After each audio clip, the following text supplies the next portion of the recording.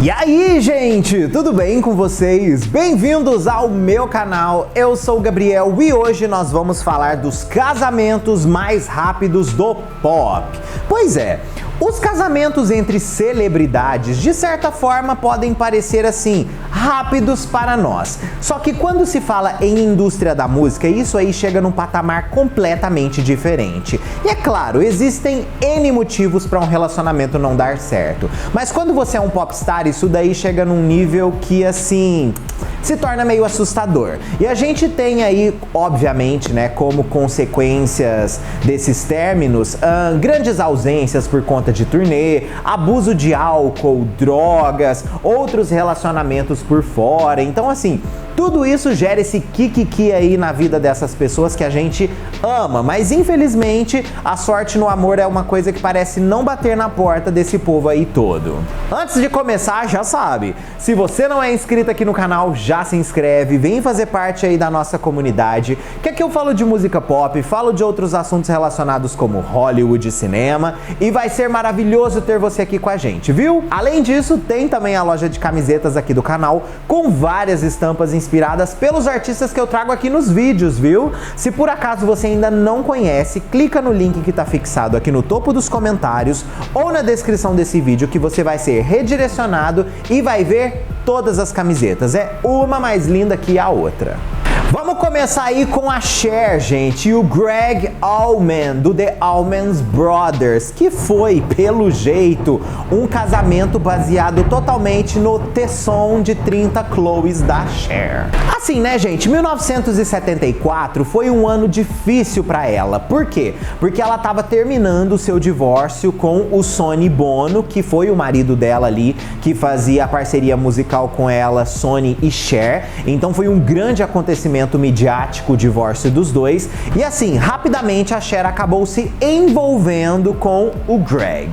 O caso é que poucos dias depois deles terem se conhecido e também do divórcio da Cher, ela resolveu casar com ele de uma forma totalmente impulsiva, e era óbvio que isso daí não ia acabar bem. Embora o Gregg tenha informado a Cher sobre o seu vício em narcóticos antes do casamento, ela talvez não compreendesse totalmente a extensão do que esse hábito dele poderia fazer com ela. Depois de apenas 9 dias de casamento, a Cher decide oficialmente terminar tudo porque ela já estava farta do Gregg. Vale lembrar que o término deles aconteceu por telefone. Inclusive tem uma biografia aí, gente, que foi feita sobre a história da Cher, que contam que ele estava tão chapado que quando a Cher ligou para ele para comunicar o fim do casamento, ele nem tinha entendido porque ele estava, tipo, muito virado no giraia. Porém, gente, nesses 9 dias de casamento, a Cher acabou engravidando e sim, ela teve um filho com ele. Outro casamento que durou pouco foi o da Katy Perry com o Russell Brand, que pelo jeito nem a Ellen lembrava que tinha rolado esse casamento e que ela tinha dado presentes para a Katy Perry. Vale lembrar que eles terminaram por mensagem de texto. Pelo jeito foi um amor ao primeiro beijo, quando Katy Perry conheceu o Russell Brand. Tudo isso durante uma cena deletada para o filme Get Him to the Greek, no qual os dois se beijaram.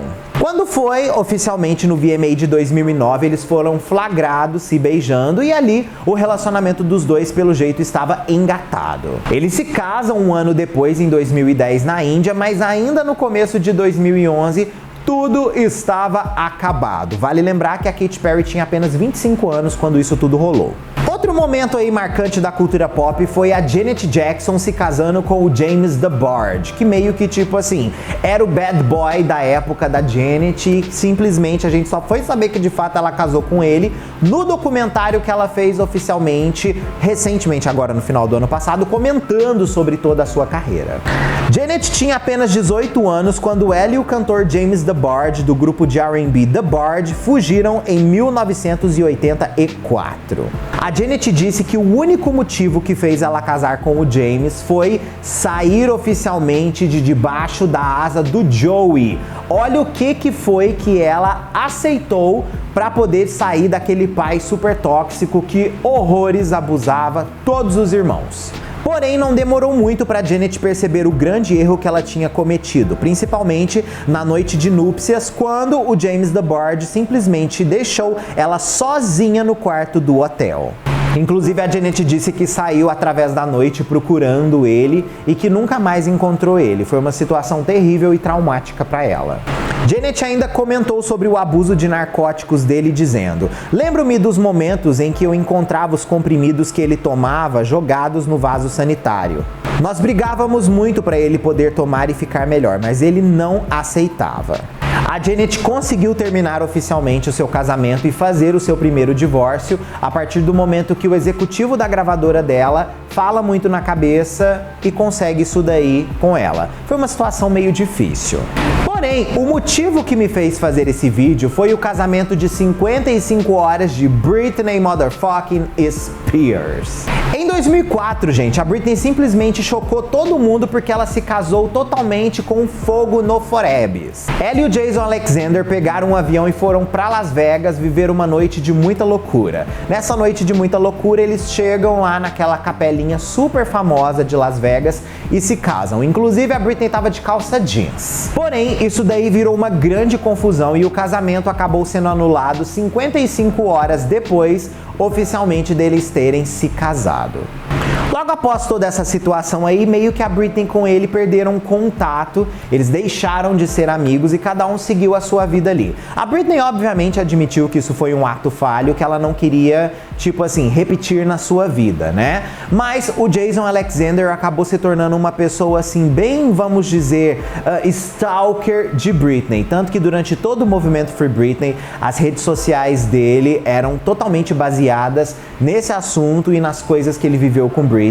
Então, tipo assim, ele realmente parecia uma pessoa obcecada por ela. Essa obsessão foi tão grande que agora no casamento dela, no final do ano passado, simplesmente ele invadiu a festa de casamento porque ele queria salvar a Britney. A sorte é que ela não estava lá e isso daí não virou uma coisa muito pior, vamos dizer assim. Mas ele abriu uma live no Instagram e foi o que avisou os fãs de que algo estava acontecendo que não era muito bacana.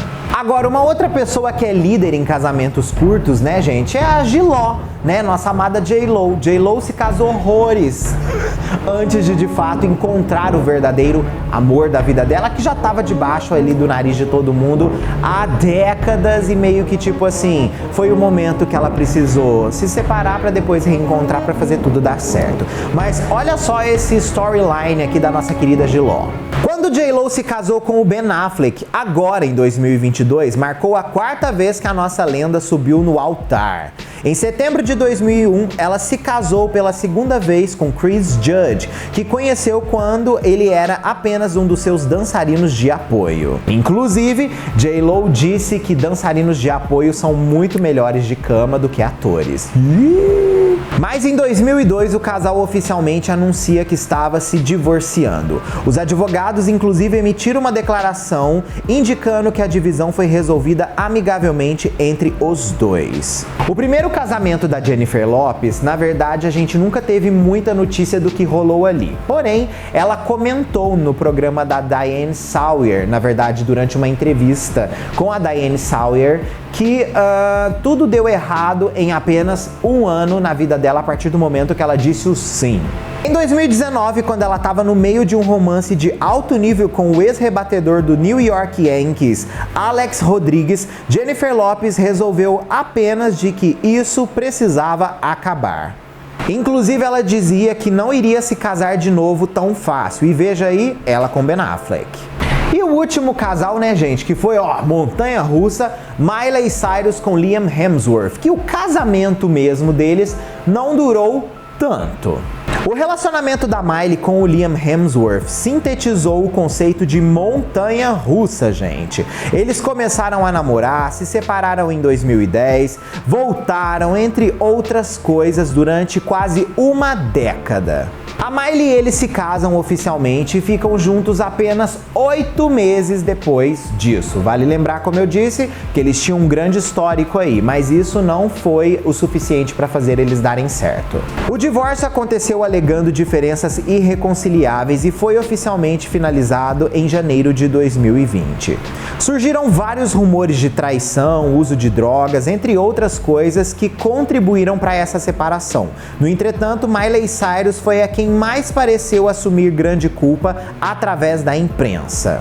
Inclusive, a Miley revelou que achou sim que os tabloides puniram muito ela e colocaram ela como a vilã da história toda por ela ser uma popstar. O que ela tá coberta de razão, e quando a gente vê o histórico aí das músicas da Miley após oficialmente esse divórcio, a lenda estava coberta de razão e sim, ela estava sendo silenciada o tempo todo por aquele homem.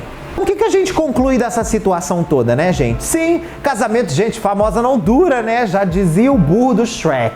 E não tem como, né, gente? É muito difícil você achar que vai durar realmente com esse tipo de vida que essas pessoas levam. É muito difícil, a rotina é muito complicada, existe uma agenda a ser cumprida que precisa ser a prioridade do artista. E às vezes um casamento não se encaixa nisso. Mas óbvio, dá pra poder dar certo também? Dá! Como diz a nossa querida Dolly Parton, é só você passar a maior parte do tempo fora de casa. Então assim, né, gente? Comenta aqui a sua opinião sobre toda essa situação.